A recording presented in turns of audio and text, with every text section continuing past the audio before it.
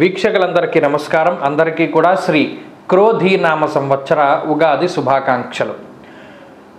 ఈ సంవత్సరం కన్యా రాశి వారికి ఏ విధమైనటువంటి శుభాశుభ ఫలితాలు కలగబోతూ ఉన్నాయి, గోచార పరంగా ఈ గ్రహస్థితి ఏ విధమైనటువంటి ఫలితాలను ఇస్తుంది అనేటువంటి విషయాన్ని నేను రాసినటువంటి ఈ భవిష్యదర్శిని అనేటువంటి పుస్తకం ఆధారంగా ఈ వీడియో ద్వారా క్లుప్తంగా తెలుసుకునేటువంటి ప్రయత్నం చేద్దాం. కన్యారాశి వారికి ఈ సంవత్సరం ఆదాయం 5, వ్యయం 5, రాజ్యపూజ్యం 5, అవమానం 2. అలాగే ఈ సంవత్సరంలో మే 1వ తారీఖు వరకు గురుడు 8వ ఇంట రజతమూర్తి, తదుపరి 9వ స్థానమందు రజతమూర్తిగా సంచారం చేస్తారు. శనేశ్వరుడు ఈ సంవత్సరం మొత్తం 6వ ఇంట రజతమూర్తిగా సంచారం చేస్తారు. రాహుకేతువులు ఈ సంవత్సరం మొత్తం 7, 1 స్థానాల్లో రజతమూర్తులుగా సంచారం చేస్తారు. ఇక్కడ ఒక విషయాన్ని దృష్టిలో పెట్టుకోవాలి. ఈ సంవత్సరంలో కింగ్ మేకర్ కన్యారాశి వారు. ఎందుకంటే కింగ్ మేకర్స్ అన్నారు, కింగ్స్ కదా, రెండిటికి పెద్ద తేడా లేదు. చాలా వరకు ఈ సంవత్సరంలో దీర్ఘ సంచార గ్రహాలు అన్నీ అనుకూలించేటువంటి రాశులు చాలా అరుదుగా ఉన్నాయి. అయితే శనిగురులు అనుకూలించడం అనేటువంటిది ఒక్క కన్యారాశి వారికి మాత్రమే చెల్లింది. మేషరాశికి కూడా అలా యోగించినటువంటి సందర్భం ఉంది. అయితే ఈ స్థానాలు వేరు, ఆ స్థానాలు వేరు. కింగ్ మేకర్స్ కన్యారాశి వారు ఈ సంవత్సరంలో ఏం చేసినా కన్యారాశి వారి పేరు వినబడుతూ ఉంటుంది. ఉత్తరా నక్షత్రం, హస్తా నక్షత్రం, చిత్తా నక్షత్రం 3 నక్షత్రాల్లో పుట్టిన వాళ్ళు వెలిగిపోతారు ఈ సంవత్సరంలో. ఎందుకండి అంటే భాగ్యస్థానమందు గురుడు, భాగ్యమందు గురుడు రాశిని చూస్తాడు, కన్యారాశిని వీక్షిస్తూ ఉంటారు. అలాగే గురుడు తృతీయాన్ని వీక్షిస్తారు, పంచమాన్ని వీక్షిస్తారు. భాగ్యంలో ఉన్నారు. ఇక అంతకు మించిన అదృష్టం ఏముంది గోచార పరంగా? షష్ఠ స్థానంలో శని సంవత్సరంలో పూర్తిగా ఉన్నప్పుడు అంతకు మించినటువంటి అదృష్టము, భాగ్యము, సౌభాగ్యము ఇంకేది ఉండదు. దీర్ఘ సంచార గ్రహాల్లో గురు శనులు అనుకూలంగా ఉండడం వల్ల ఈ రాశి వారికి చాలా గొప్ప పరిస్థితి. అలాగే ఈ సంవత్సరంలో గత ఉగాదితో పోల్చుకుంటే అష్టమ రాహు దోషం పోయింది, అష్టమ గురువు దోషం పోయింది. ఇన్ని దోషాలు పోయి ఆ గ్రహాలన్నీ అనుకూలంగా ఉండడం అనేటువంటిది చాలా గొప్ప విషయంగా చెప్పవచ్చును. అర్ధంచ స్వకులాచార గృహే నిత్యోత్సవ శుభం అన్నది శాస్త్రం.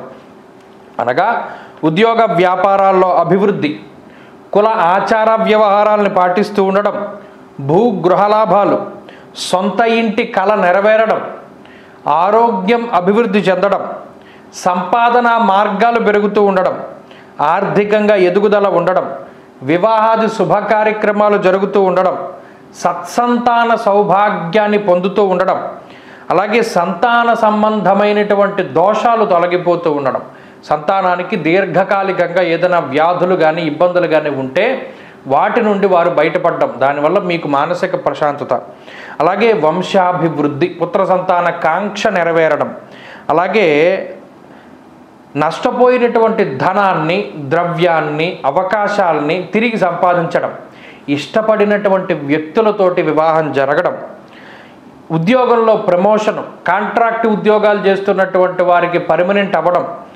ఇవన్నీ కూడా ఈ రాశి వారికి ఈ సంవత్సరం అవకాశం ఉన్నది. ఇది కేవలం గురుడి వల్ల జరిగేటువంటి మంచి. ఇంకా మంచి ఉన్నది.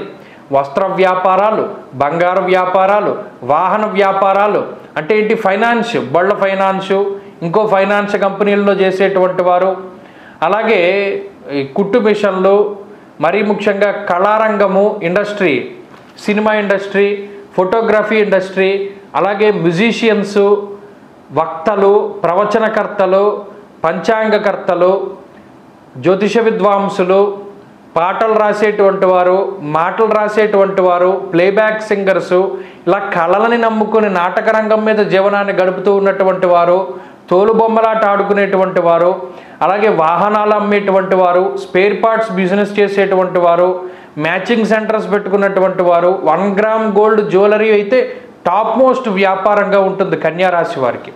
న్యాయశాఖలోను, రక్షక శాఖలోను పనిచేసేటువంటి వారు, సాఫ్ట్వేర్ ఇండస్ట్రీలో పనిచేసేటువంటి వారు, సెల్ ఫోన్ షాపులు పెట్టుకున్నటువంటి వారు, కిరాణా షాపులు, స్వీట్ షాపులు, అబ్బో ఈ రంగాలన్నీ కూడా వెలిగిపోతాయి కన్యారాశి వారికి ఈ సంవత్సరం మొత్తము కూడాను. కాబట్టి అది గొప్ప విషయం. ఇంకా షష్ఠ స్థానమందు శని ఉండడం ధనధాన్యాభివృద్ధించ బంధు సంతోషవర్ధనం, ధనము ధాన్యము అభివృద్ధి, శత్రుపీడ తగ్గడం, అనారోగ్య సమస్యలు తగ్గడం, అలాగే గృహవాహన సౌఖ్యం ఉండడం, శుభ కార్యక్రమాలు చేయడం, సొంత బంధువుల మిత్రులను చాలా కాలం తర్వాత కలుసుకోవడం, మీరు వాళ్ళకి భరోసాగా ఉండి వారికి ఉద్యోగాలు వేయించడం, కుల అభివృద్ధి, వంశాభివృద్ధి, మీ పేరు ప్రఖ్యాతులు పెరగడం, విదేశీయానం చేయడం, విదేశాల్లో స్థిర నివాసం, విద్య ఉద్యోగం లాంటి అవకాశం, అన్ని రకాల వ్యాపారాలు యోగించడం, అంతేకాకుండా మీకున్న కోర్టు కేసుల నుండి మీరు బయటపడడం, వంశపారంపర్యంగా వచ్చేటువంటి ఆస్తిపాస్తులు చేతికి రావడం, తోబుట్టువులతో ఉండే విరోధాలు తగ్గుముఖం పట్టడం, స్థిర చరాస్తుల తాలూకు అమ్మకాలు కొనుగోలు ఇవన్నీ కూడా చక్కగా జరుగుతూ ఉండడం, అంతేకాక వ్యవసాయం కూడా చాలా లాభసాటిగా ఉంటుంది.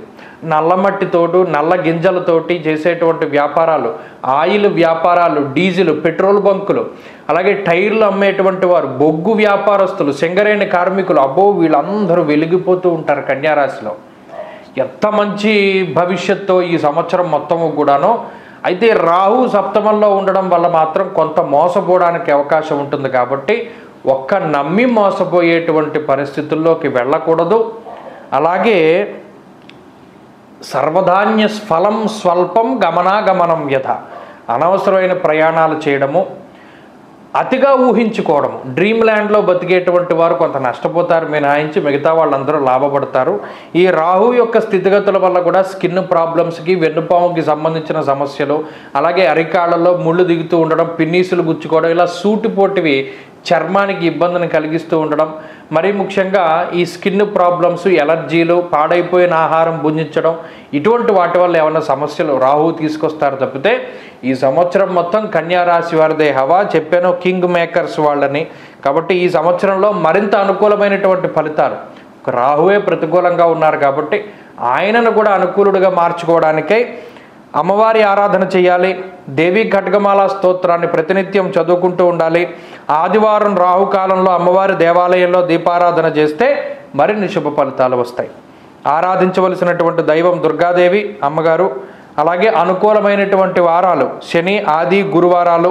అదృష్టరత్నం నీలం, మయూరి నీలం, కనకపుష్య రాగం. అదృష్టవర్ణం నీలం, పసుపు, నలుపు. అలాగే అదృష్ట సంఖ్యలు 6, 9. స్వస్తి.